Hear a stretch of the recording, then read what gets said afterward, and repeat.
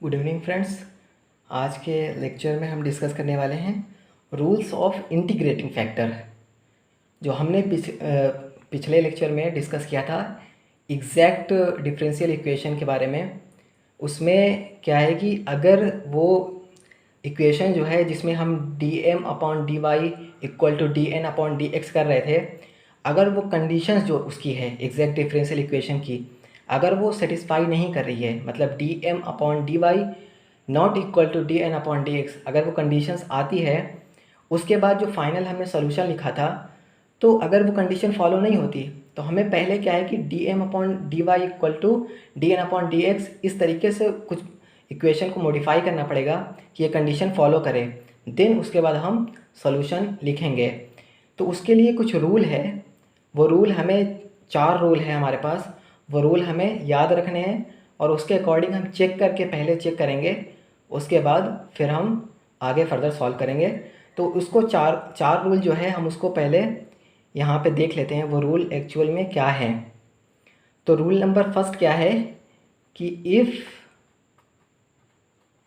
m and n, उसमें जो m होता है ये dx के साथ और n जो है dy के साथ होता है, तो वो m and n are homogeneous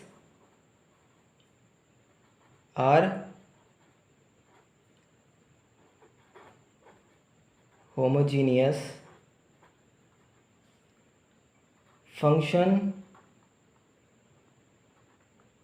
of same degree.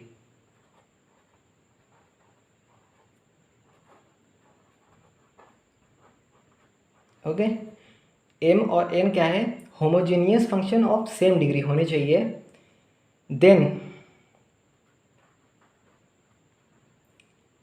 Integrating factor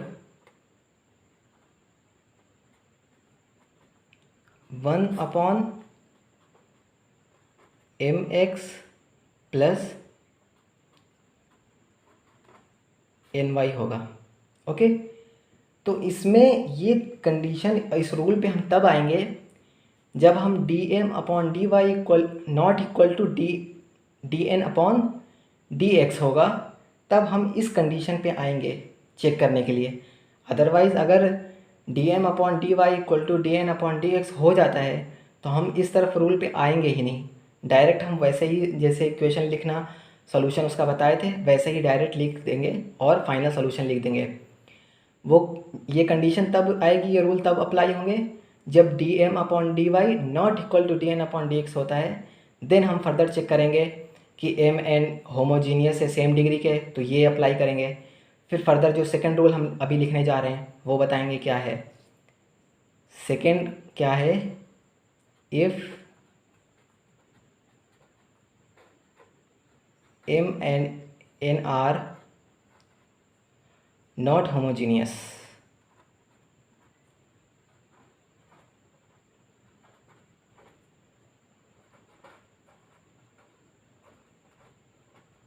not homogeneous but m equal to y times, m की जो वैल्यू हो वो क्या हो, y time function of first, m की वैल्यू क्या हो y times function of x and n की वैल्यू क्या हो x टाइम सेकेंड फंक्शन। अगर इस तरीके से अगर क्या है कि m and n are not homogeneous नहीं है और m equal to y times पहला फंक्शन हो और n equal to x time दूसरा फंक्शन हो, देन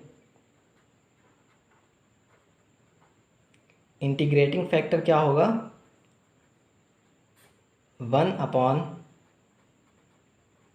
mx माइनस ny। यहाँ पे प्लस था, यहाँ पे सिर्फ माइनस हो जाएगा।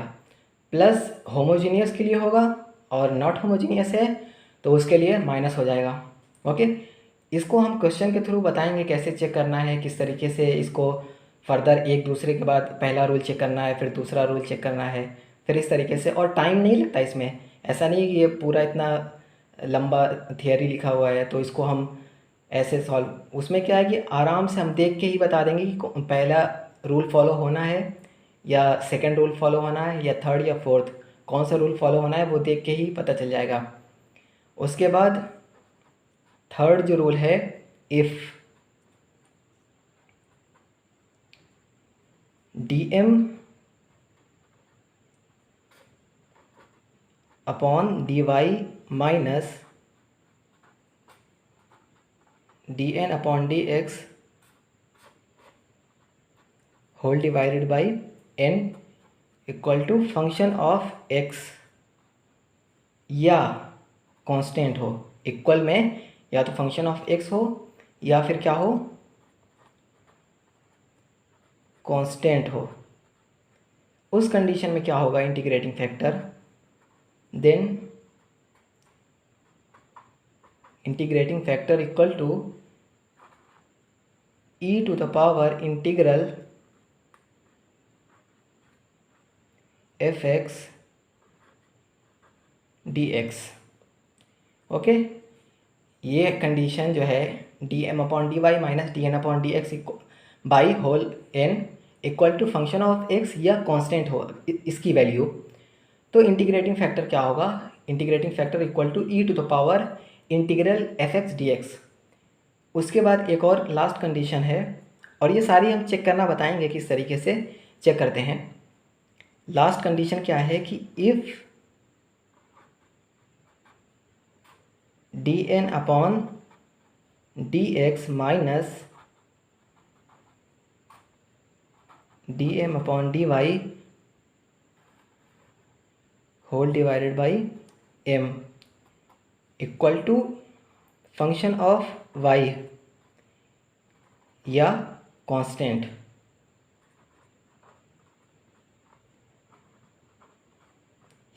हो, तो उस कंडीशन में इंटीग्रेटिंग फैक्टर क्या लिखा जाएगा, integrating factor equal to e to the power integral fy dy।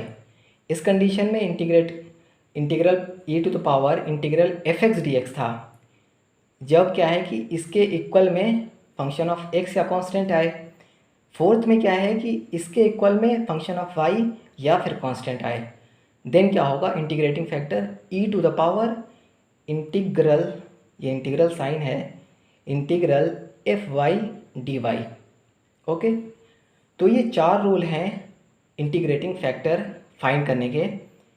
तो जब क्या है कि dm by dy not equal to dn by dx होता है, उस कंडीशन में हम सॉल्यूशन नहीं लिख पाएंगे उसका। तो सबसे पहले उसको हम dm बाई dy इक्वल बनाना पड़ेगा dn बाई dx के। उसके लिए क्या करना पड़ेगा, हमें ये चार रूल फॉलो करने हैं।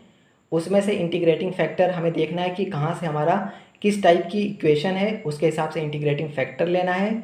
इंटीग्रेटिंग फैक्टर मिलने के बाद उस इक्वेशन में जो हमारी इक्वेशन पहली दी हुई थी सबसे पहले, उसमें इंटीग्रेटिंग फैक्टर को मल्टीप्लाई करना है। मल्टीप्लाई करने के बाद फिर जो फर्दर नॉर्मल इक्वेशन बनती है इंटीग्रेटिंग फैक्टर को मल्टीप्लाई करने के बाद, फिर वहाँ से m और n को dm upon dy dn upon dx करना है। फिर देखना है कि वो इक्वल आ रहे हैं कि नहीं। ये हमारा पूरा प्रोसीजर है।